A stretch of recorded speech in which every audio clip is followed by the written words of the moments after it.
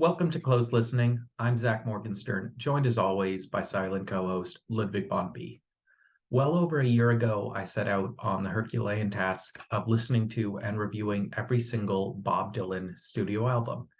And at least for now, I've completed that task as we have gotten to 2020's Rough and Rowdy Boys. As I got to this record, I was thinking, does this mark another era in Bob Dylan's music? Since about the 1990 album Under the Red Sky, I've thought of Bob Dylan as being in his black and white period.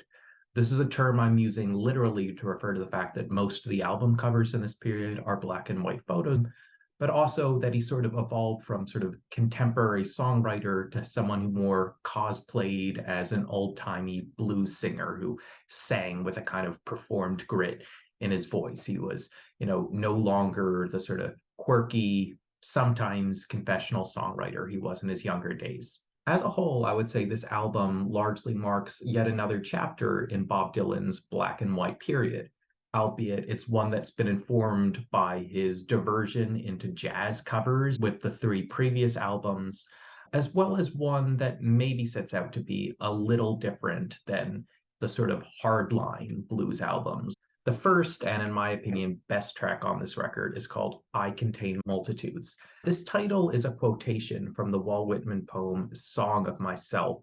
And what I would say is the most interesting line of Whitman's poem. Do I contradict myself? Very well, then I contradict myself. I am large. I contain multitudes. Now, quoting Walt Whitman is something that's important to Bob Dylan because, unlike me, he is someone who has a strong relationship to poetry. He mentions in the documentary made about his Rolling Thunder Review tour how, poets used to be an important part of the pop culture, and he feels a kind of responsibility that now that songwriters have overtaken the poets to kind of maintain the poetic tradition.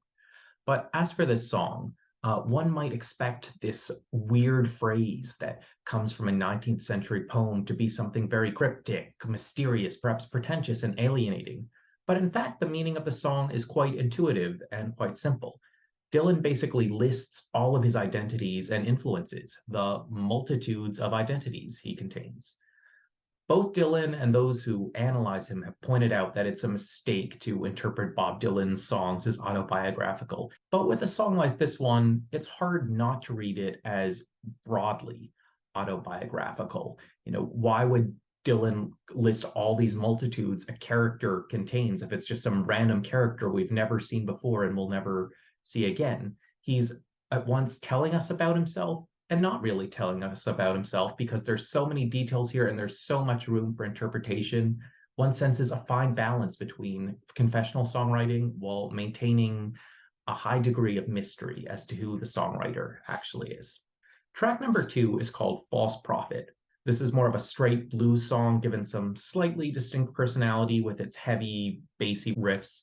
The first thing that stands out to me when looking at the lyrics of this one is where the title comes into the song. It goes, I ain't no false prophet. I just know what I know.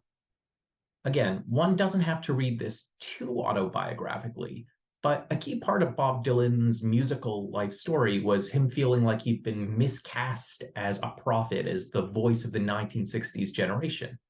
So one looks at this song and expects from the title it to be a formal denunciation of people like 1960s Dylan who were held out as prophets. But rather, when you look at the lyrics in detail, it's not taking a strong position one way or another. It's engaging with the concept of prophethood from a kind of humorous distance. If a wise man, as the cliche goes, is one who knows that he knows nothing, then Dylan has kind of come to the beautifully contradictory conclusion that he both doesn't think too highly of himself, but also that doesn't stop him from being a prophet. His songs might not have too much meaning, but he's wise enough to know that. So maybe that does give him the wisdom to be worthy of being called a prophet. Track number 3 is called My Own Version of You. This one is kind of like I Contain Multitudes, but it's mixed in with, Dr. Facilier's song from the Disney movie The Princess and the Frog. One thing that can be said about Bob Dylan is that he has embodied different personas over a musical career, but they aren't personas in the same way that, David Bowie had personas, strictly defined characters with names and specific backstories. So I feel like this song is Bob Dylan trying to take his playfulness, his cosplaying to the kind of the next level and be a bit more of a direct character. In the case of this song, it's kind of like he's being an old-time witch doctor kind of type. Maybe I'm just impatient, but it kind of feels like it says so much that it ends up saying nothing. Again, it contains multitudes, so you can't really interpret the multitudes because for every idea, there's a contradiction. And maybe that's the point. Maybe what Bob Dylan is saying is that an artist who sufficiently engages with the world will engage with such a broad amount of ideas that it will end up diluting all the ideas. An artist becomes godlike, but not like the god of the vision of the Abrahamic religions, but rather a more deistic God who has the power to create, but doesn't really know what he's doing, is simultaneously all powerful and empty and flawed. Track number 4 is called I've Made Up My Mind to Give Myself to You. This one feels like a wordier version of Dylan's earlier song, I Shall Be Released. I go back and forth in listening to this record. At points, it sounds like the same sort of gritty, black and white era blues stuff we've been hearing since the 90s. But at other times, I noticed the sort of changes he made to his singing in his Frank Sinatra interlude. On this one, at least, and on a number of the songs, his voice barely sounds raspy at all. It's nice and smooth. This is not the Bob Dylan you would call a bad singer. Lyric wise, what's unusual about this song is if you look at the line at the end of each verse, I've made up my mind to give myself to you, you might think this is a love song. Yet the rest of the lyrics don't seem to be about romantic love at all. They're about being on long journeys and seeing the futility of those journeys. So one could interpret it not as a romantic love song, but as a gospel song. At the same time, there are several clues in the lyrics that show this is not a particularly religious song either. So it's kind of like Dylan is channeling different moods, passionate love, a kind of cynical, nothing works, I guess I'll turn to love, and maybe of a bit of a religious vibe to create a feeling that, again, contains multitudes. Track number 5 is called Black Rider. At first, this sounds like a clone of the Eagles song Desperado, but like all songs on here, I know I keep saying it, it contains multitudes. So Dylan loves to write about outlaws, about tragic cowboy figures getting into duels, but near the end of this song, the mystical Black Rider suddenly becomes the Black Knight from the Monty Python Holy Grail sketch. If you haven't seen it, it's this character who insists on keeping on fighting, even as all of his limbs are comically chopped off. Then later in this same song, he becomes a blowhard who talks about the size of his, and he uses this word, cock. I don't generally care much for Dylan's cowboyish songs. I suppose it's because I'm not of the age where I would have grown up with Western movies, and to me, they just kind of seem dry and dusty. I mean, not that I've really seen them, but the little bits I've seen don't intrigue me. And who knows if Dylan is aware that those movies maybe don't have intergenerational appeal, but consciously or not, I feel like what this song does is it largely sticks to that same Western imagery that Dylan loves, but also giving it more directly playful lyrics in a way to help translate it to younger generations of listeners. Track number 6 is called Goodbye, Jimmy Reed. And the meaning of this one is pretty clear. It seems to be Dylan saying, why can't my religion just be the worship of great musicians? Because it seems like a lot of great musicians have had this special mystical gift. And then, like religious figures, they end up getting martyred. Jimmy Reed was this came from nothing blues singer who captivated the country with his songwriting, but quickly gave way to alcoholism and seizures and died relatively young. Now, I guess the difference between musical martyrs and religious martyrs is that religious martyrs, from my limited understanding, are often presented as basically perfect beings. Whereas musical martyrs, the whole point is that something about them was very special, but something about them was also very flawed, and thus they died young. Recently, I watched these two Catholic priests who I sometimes like, but sometimes are religious conservatives, denouncing the Martin Scorsese movie, The Last Temptation of Christ, precisely because it depicted Jesus as a human-like character with flaws. And they were saying, who would want to worship a God like that? Don't worship ordinary people, worship these perfect God people. But from my secular perspective, and I assume Bob Dylan's as well, worship isn't just about admiring something unattainable. It's about that beautiful combination of attainable and unattainable. And that's kind of like what musical heroes are in the sort of stature they get to. In some of their talent, they might seem godlike, but that godlikeness gets to resonate because in some ways they're just like us or a lot more fallible than us.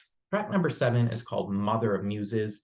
This is a somewhat different sound than Jimmy Reed. I guess Jimmy Reed was sort of bordering between blues and early rock and roll, whereas this is a slower thing, but meaning wise, it's kind of the same. It attributes basically a divine quality to music. This time, Dylan sort of name drops references through American military history, citing generals from the Union side in the Civil War or from World War II, and then he connects them to Elvis, and then he connects Elvis to Martin Luther King.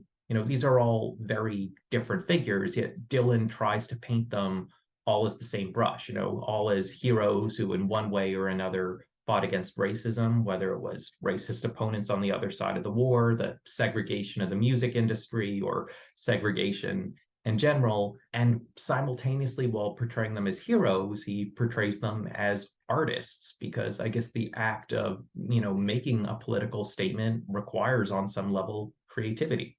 Track number 8 is called Crossing the Rubicon. Musically, this is a blues song, yet my temptation when I read the lyrics on the page was to give it the melody of Dylan's 1975 song, Shelter from the Storm. This is a beautiful set of lyrics, and I kind of wish it got a more distinct melody of its own. Crossing the Rubicon is an expression which means, fully committing to something, you're past the point of no return. It literally refers to a river Julius Caesar supposedly crossed during a civil war. So some of the verses sound like Dylan's imagining he's actually Caesar or someone in this battle, whereas other verses in the song seem like more abstract mediations on taking somber commitments. If the song has a message, I guess it's kind of like Bob Dylan's older song, You Gotta Serve Somebody, and that it's saying, life is about making these strong decisions. At some point, you do have to commit to something, and there are going to be consequences to this commitment. You're going to make mistakes, but that doesn't mean you shouldn't do it. Track 9 is called Key West, brackets, Philosophy Pirate. This is a title that makes you think of, I guess, Jimmy Buffett. And while it doesn't feel like a Jimmy Buffett song at all, apparently Bob Dylan likes Jimmy Buffett music, which shows, again, the guy contains multitudes because, one thinks of Bob Dylan as the highbrow end of the singer, songwriter, artistic spectrum, and Jimmy Buffett, well, as the drunk Florida man end of the musical creative spectrum. But what Dylan does with this song is it's broody and it has a lyrical pattern invoking musical heroes, much like other songs on this album or Dylan songs in general. But he also uses the imagery of Key West, of a kind of tropical vacation, to give it a different flavor. This song received a lot of praise. Rolling Stone named it their #2 song of the year. Now, make of it what you will. Their number song of the year that year was WAP by Cardi B and Megan Thee Stallion, which I guess is artistic in its own way. I don't know if I find this song brilliant. I don't know if I would say it's a particular favorite amongst Dylan songs, let alone something that should be called the second best song of any year. But there's definitely something special in that Dylan tries to blend things that are appealing on a simple sensory level, like vacationing in Florida, while also still engaging in his very brooding, cryptic kind of poetry. And another thing people appreciate about the song is that the references to Key West are supposedly quite real and specific. It's not just Dylan BSing about a place and randomly throwing a place name in the song. Now, the way the CD is set up, it's, I guess, not a double album, but a 1.5 album, a concept I think should be used more often because double albums are often too long. And there's a second disc with just one track on here, the 18-minute epic Murder Most Foul, which is about the assassination of JFK. I guess Dylan wanted to do another project similar to his 14-minute song about the Titanic. And like the song about the Titanic, my thoughts on this one are mostly it's impressive that Dylan wrote all these lyrics. It doesn't stand out to me as one of his most interesting songs, but this one maybe feels a bit stronger than the Titanic song, a bit more fun to listen to. Basically, it goes back and forth between, talking about Kennedy's murder and 1960s pop culture references. Almost if he's saying that, there was this real political tragedy in our country, and we allowed the apolitical elements of the 60s to kind of wipe that out of our consciousness, which is interesting because, he's previously on this album been saying music is great, musicians should be worshipped as gods. Again, he contains multitudes. I think there's also something interesting to looking at these lyrics and appreciating the ways how, different things from the same political era can feel so far apart. So he quotes the Who rock opera Tommy. He mentions the Acid Queen, which feels like such a vivid, colorful thing, something of the modern world, whereas John F. Kennedy feels like something of the old fashioned world, even though they're only a few years apart. And again, I don't know if Dylan thinks of it the same way. What's his relationship to what's modern and what's old fashioned? But it's just an interesting juxtaposition. So, Rough and Rowdy Ways, music wise, it's still largely Dylan sticking to the blues singer formula when he's looking for his backing music. So, it's not the most musically interesting thing to listen to. And in the case of Murder Most Foul, he's barely singing at all. It's more like a poem set to music, albeit, quite pleasant music to listen to. That said, the opening track, I Contain Multitudes, is great, a modern Dylan classic, and the lyrics themselves are a lot of fun to interpret. Bob Dylan is first and foremost a poet, and if one takes the time to listen to this album in that way, this is certainly a very interesting effort. I'm Zach Morgenstern. This is Ludwig von B. See you next time.